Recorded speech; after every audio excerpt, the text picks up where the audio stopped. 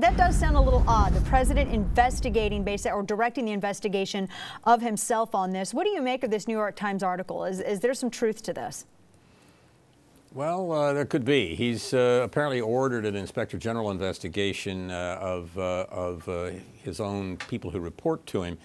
And there's a temptation often in intelligence to tell the boss what you think the boss wants to hear.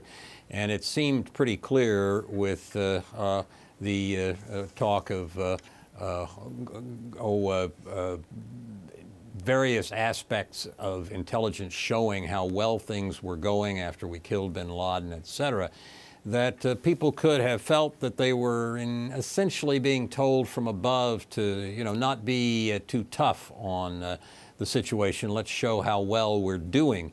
I always use the example that Thomas à Becket never got ordered by Henry II to kill him in the cathedral. Henry just said, the king just said, with a certain kind of guy around him, said, "Will not someone rid me of this turbulent priest?" Well, and they did. Mm-hmm. So you don't have to, at the top, you don't have to give an explicit order saying doctor intelligence. Almost certainly you do not.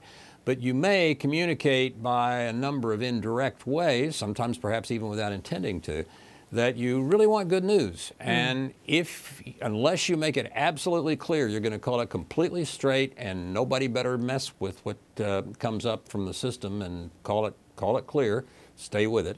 And unless you make that very clear, some people, sometimes maybe on their own, but they'll go off and kill the archbishop in the cathedral. To play devil's advocate, what if this was doctored? What if this information, this intelligence was doctored so as to maybe perhaps calm Americans' fears, so they weren't terrified, to keep everyone calm, to keep the situation calm? What of that particular defense? Well, that is the sort of thing that could occur, but it's one of the last things you want to have happen in intelligence, because unless your people call it straight and stick to their guns and continue to call it straight, whether or not policymakers say, "Oh, it'd be nice if it said this, it'd be nice if it encouraged that."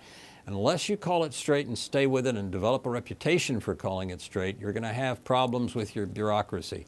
They'll start twisting things to say what they think the boss wants to hear at some level, and that way lies madness. It seems as though that it's more designed to protect his legacy and make it seem as though the very bare minimum that the administration has been doing, at least to keep some sort of appearance in this ongoing conflict where Russia and France have taken the lead. It seems that it's just basically to protect them and make him look as though he's been successful with, and you and I have talked about this before, with him doing just the bare minimum, if that. Well, they want to have the message communicated up and down the line that bin Laden is dead. This is not as serious a situation as you might think. We're on top of it. We're winning. That's the line. And the policy people are inclined to follow the line. The intelligence people have to not. They have to call it straight, even if they're getting other indications.